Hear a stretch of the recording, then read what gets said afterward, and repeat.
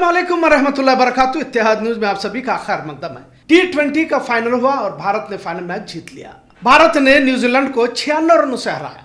यह जीत कोई आम नहीं थी। अब जाहिर है जश्न भी लाजिम हो जाता है और मनाना भी जरूरी है। पूरे देश में जश्न मनाया गया और फिर पूरे देश के साथ बेलगाम शहर में मुख्तलिफ जगहों पर भी जश्न मनाया गया। पर अब इस जश्न में और पहले के जश्न मनाने में फर्क जरूर महसूस होता है। आपने भी देखा होगा कि पहले भी जश्न हुआ करते थे। बहरहाल चन्नमा सर्कल और आरपीडी पर कसीर तादाद में लोग जमा हुए और आतिशबाजी भी की गई। ढोल ताशे के साथ खुशियां बिखेरने की कोशिश भी इस वक्त की गई। तो इसी दौरान कुछ लोग अपना एजेंडा लेकर वहां पहुंचे और ये आजकल आम होता जा रहा है कि जश्न किसी भी तरह का हो, लेकिन कुछ लोग एक अपना मखसूस एजेंडा लेकर वहां पर पहुंचते हैं। आजकल देशभक्ति के आड़ में नफरत परोसने का ट्रेंड जारी है। अब जब देश की जीत हुई है तो किसी एक धर्म के मानने वालों की जीत नहीं है, लेकिन अब तस्वीर में देख सकते हैं कि कुछ लोग मजहबी झंडे लेकर वहां पहुंचे, भगवे झंडे लेकर यहां पर पहुंचे। मतलब इस जीत को भी मखसूस समाज की ही जीत दिखाने की कोशिश की गई और इसी के साथ दूसरे समाज को कुछ न कहते हुए अलग पैगाम देने की भी कोशिश अगर कही जाए तो गलत ना होगा। और इस तरह का रवैया हाल फिलहाल ही में देखने को मिल रहा है। क्या वाकई भगवे परचम लहराना जरूरी था?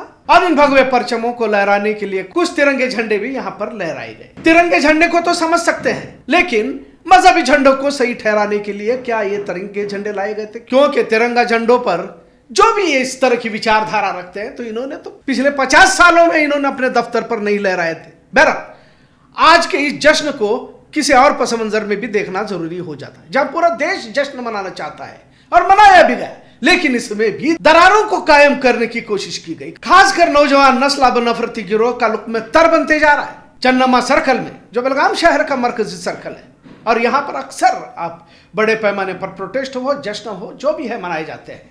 यहाँ पर कुछ लोगों को आप देख सकते हैं।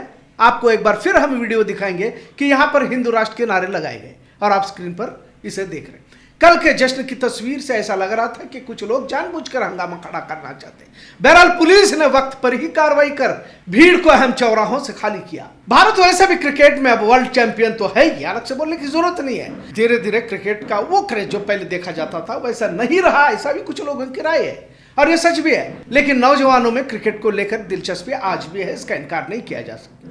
कल जब भीड़ बेकाबू होने लगी तो पुलिस को लाठियां भी बांधनी पड़ी, हल्का लाठीचार्ज किया गया। डीसीपी नारायण बर्मनी साहब ने बड़े ही खूबसूरती के साथ हालात पर काबू पा लिया। लेकिन क्या इस तरह की तस्वीर शहर के अमन को नुकसान नहीं पहुंचा सकती?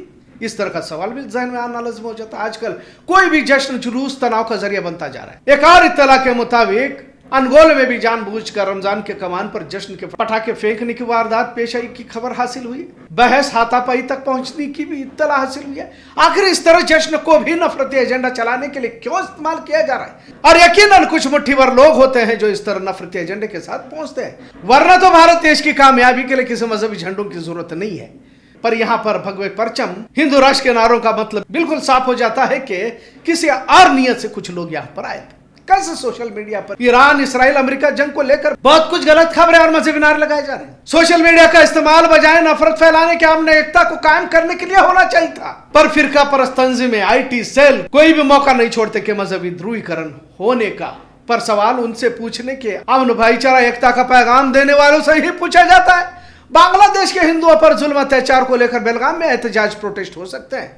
पूरे देश में माहौल बनाया जा रहा है और सवाल उनसे बिल्कुल नहीं होगा। लेकिन अगर बागलकोट की खबर को हम अगर शाया करते हैं तो बागलकोट की खबर को बेलगाम में दिखाने की क्या जरूरत है? क्यों खामखा आप तनाव को बढ़ावा दे रहे हैं या फिर नफरत को हकीकत को जब हम सामने रख रहे हैं तो हम नफरत को बढ़ावा दे रहे हैं। हमें मशवरा दिया जाता है, मतलब हम आह भी करते हैं तो हो जाते हैं बदनाम की तरह। सवाल सिर्फ एक तरफा होता रहेगा। हम भी जिम्मेदार शहरी हैं और सवाल उसी जगह पर उठाते हैं जहां उठाना चाहिए, जहां दूसरे खामोश रहते हैं और पूछने की हिम्मत नहीं करते।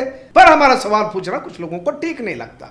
लेकिन अगर राम सेना का प्रमोद मुतालिक आयतुल्लाह खोमेनी की तस्वीरों पर एतराज करता है और खुद उतारने की बात भी करके चला जाता है तो किसी को कुछ परेशानी नहीं रहती। प्रमोद मुतालिक हमेशा बेलगाम शहर में आकर जहर उगलता है, लेकिन वहां कुछ नहीं। इसराइल की हिमायत की जा सकती है, जबकि ईरान भारत का जमाने दराज से दोस्त रहा और ये तारीखी हकाइक है। लेकिन गोया कि ईरान मुस्लिम मुल्क है और अमेरिका इसराइल हमले कर रहा है तो ईरान की हिमायत ऐसे देखी जाती है जैसे देश विरोध हो।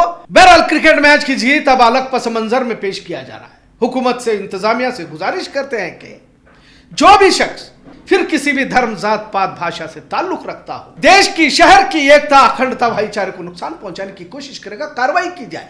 छोटी सी चिंगारी बड़े शोलों में तब्दील होने में वक्त नहीं लगता और कुछ लोग इन शोलों को भड़काने की फिराक में बैठे हैं। शहर, रियासत या पूरे देश में ये लोग दंदना रहे, तभी तो मजहबी परचम के साथ जश्न मनाया गया और हिंदू राष्ट्र के नारे लगाए गए। क्या यही नारे किसी और जमात समाज के लोग देते तो किस तरह का हंगामा खड़ा कर दिया जाता। इससे पहले भी बेलगाम शहर में फर्जी नारों की झूठी खबर फैलाकर एक समाज को बदनाम करने की कोशिश की गई और खबरों को पूरे मुल्क की सतह पर पेश किया गया। चुनाव के वक्त भी दुश्मन मुल्क की हिमायत के नारों का झूठा प्रोपेगेंडा, इल्जाम और फैब्रिकेटेड वीडियो इसी बेलगाम शहर में फैला गए, वायरल कर बदनामी की साजिश की जा चुकी है। जबकि यहां तो खुलेआम चन्नमा सर्कल में संविधान विरोधी, देश विरोधी नारे लगाए जा रहे हैं। पर बड़े अफसोस के साथ कहना पड़ता है कि अब जुर्म को नॉर्मलाइज किया जा रहा है। हाँ, अगर किसी अकलियती समाज से इस तरह का कुछ होता तो अब तक प्रोटेस्ट, बहस, डिबेट न जाने क्या क्या देश में देखने को मिलता और इसे देश विरोधी साबित किया जाता।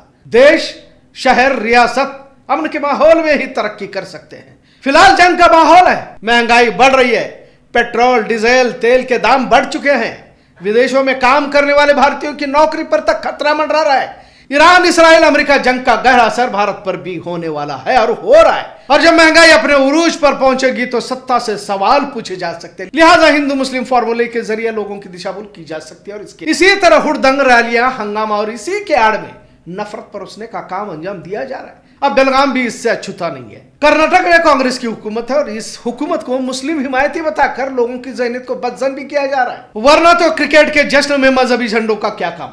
और इन झंडों को सही साबित करने के लिए कुछ तिरंगे झंडे भी उन्हीं के लोगों की जानिब से लहराए गए। बहरहाल बाकी तो जो झंडे लाए थे वो तो देशभक्त लोग थे, लेकिन कुछ मुट्ठी भर लोग इसमें थे जो एक एजेंडे के साथ वहां पर मौजूद थे। बहरहाल बेलगाम शहर में इस तरह क्रिकेट की जीत पर लाठियां बरसाने की नौबत भी ये नहीं कही जा सकती है। बेलगाम शहर के साथ जिला में भी कई जगहों पर जश्न मनाया गया। हम सबको भारत की शानदार जीत पर फख्र है और इस जश्न को एकता, भाईचारे की मिसाल के तौर पर पेश करें, ना कि इसके जरिए से भी नफरत फैलाने की कोशिश करे। जब एक टीम खेल के मैदान में कामयाबी दर्ज करती है तो पूरे 140 करोड़ लोगों की जीत होती है, ना कि किसी मखसूस समाज की। पुलिस इंतजामिया की जिम्मेदारी है कि जिन लोगों ने जानबूझकर माहौल को तनाव में बदलने की कोशिश की है और शहर के माहौल को खौफ में तब्दील करने की जुर्रत की है, इन पर कार्रवाई करें, खासकर जिन्होंने भी संविधान विरोधी नारे लगाए, ताकि फिर से किसी जश्न के दौरान शहर में हंगामा रोनुमा न हो। इतना जरूर। आज का मौजू कैसा लगा इस पर जरूर कमेंट करें।